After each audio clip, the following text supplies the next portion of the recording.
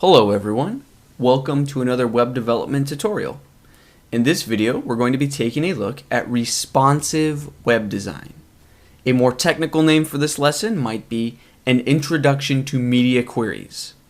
So let's dive right in. We'll begin with a question. What is responsive web design? It's a term that's thrown around a lot, so let's clarify our terms. We'll begin with a visual demonstration. So in front of you is a very simple web page. It includes a header, a bit of content, and a footer. So what is responsive web design? Well, let's see it in action. If I start to make my browser window smaller, we can see that the columns begin to shrink a bit, but the layout isn't changing. It's still 3 columns here and 2 columns here. If I make my browser window a bit smaller, we see that now this top section is only 2 columns. And that if I go even smaller, it's now single column. It's only 1 column throughout the entire page.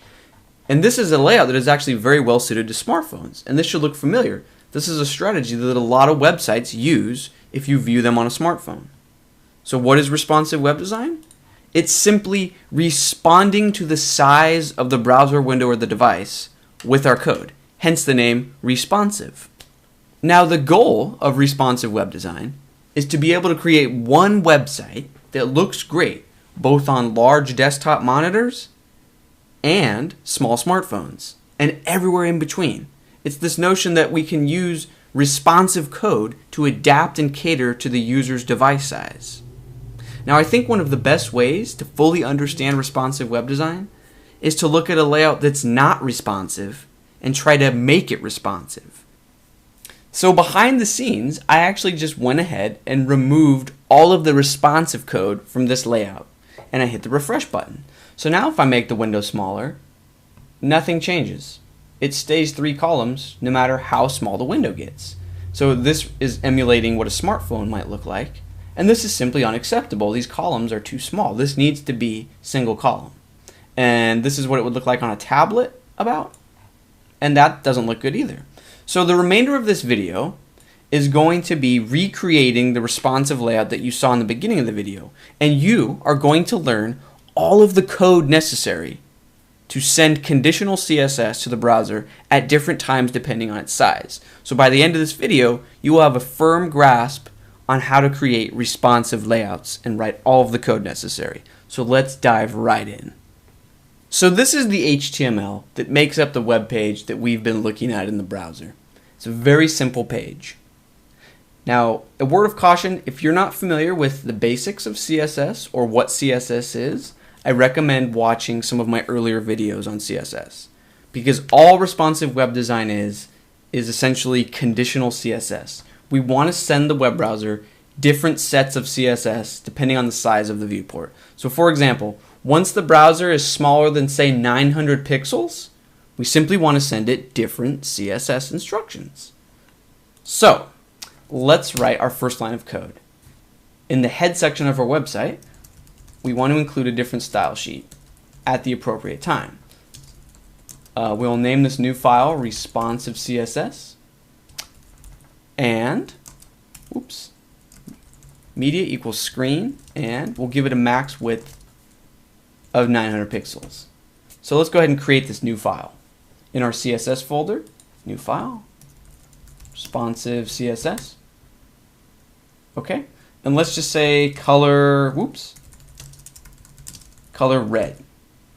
Okay, so if I refresh the page and I make the window smaller than 900 pixels, we can see that now all of the text is red. Now obviously that's not what we want to do, it's just a proof of concept. So let's go back to our code. Okay, so this line is really important. We're just saying if this condition is met, think of this almost like an if statement. If this is met, include this file. It's that simple.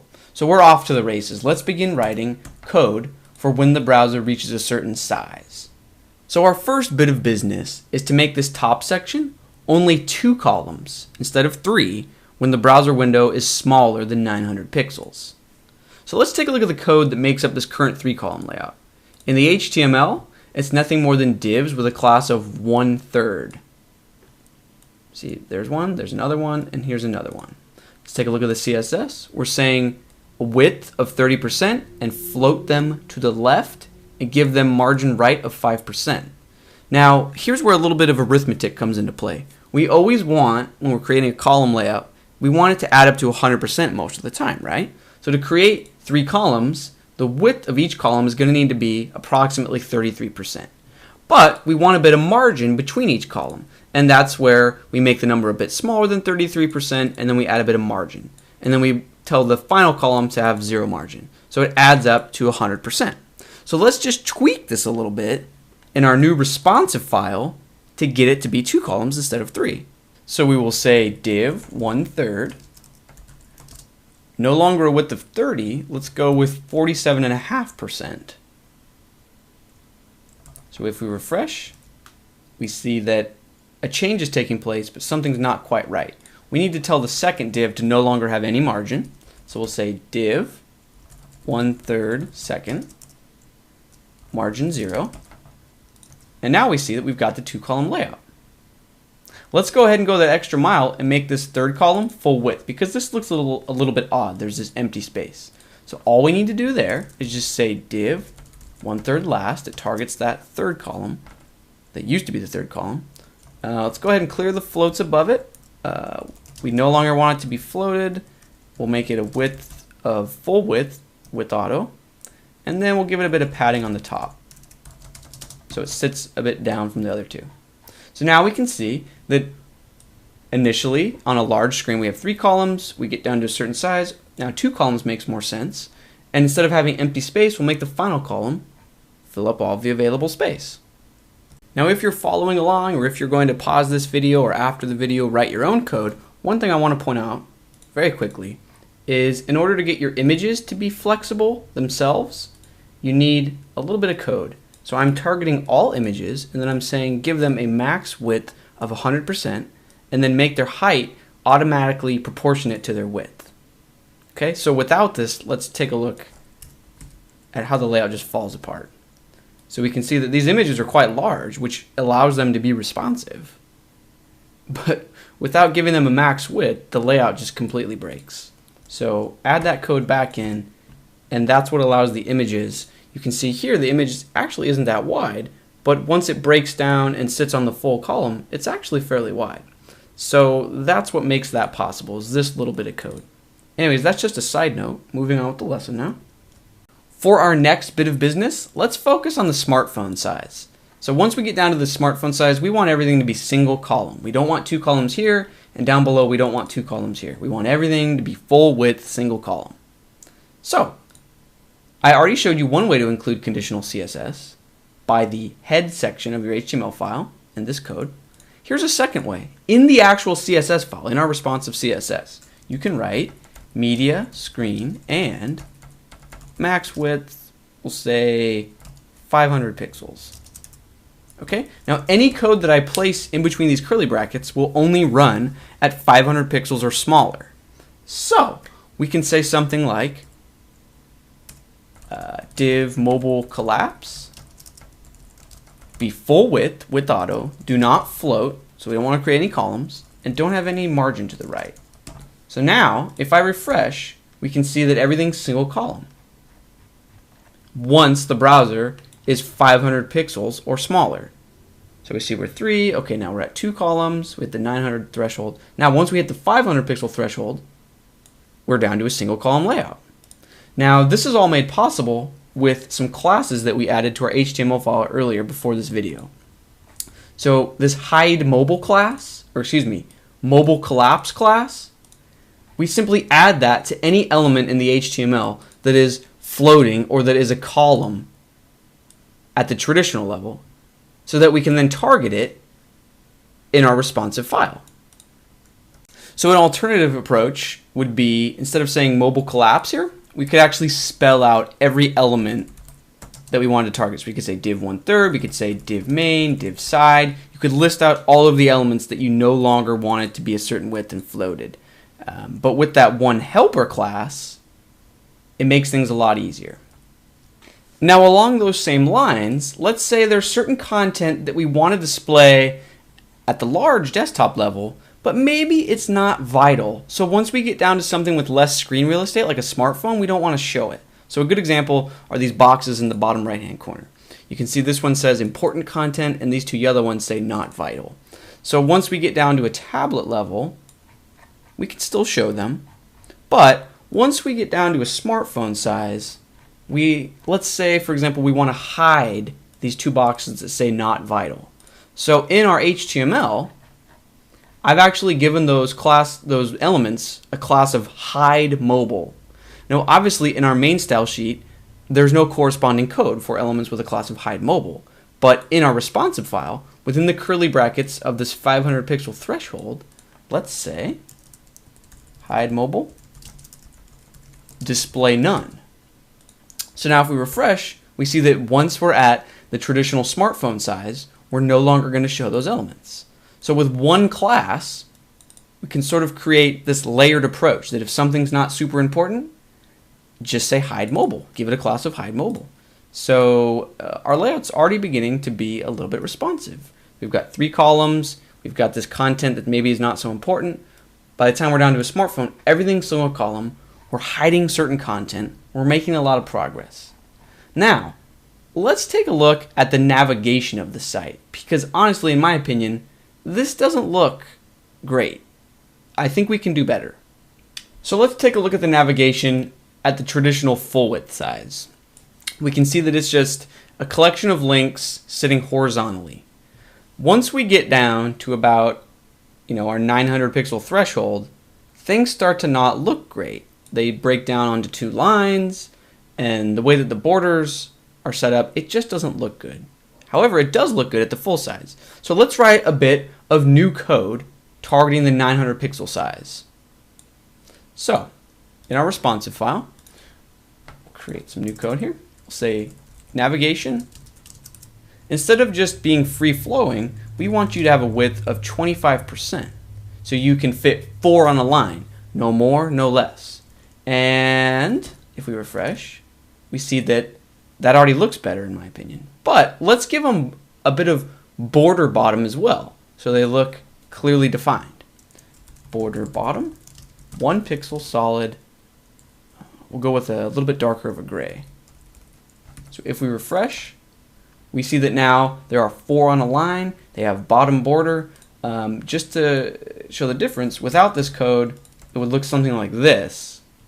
And I think this looks a lot better. However, what if the browser now gets a little bit smaller?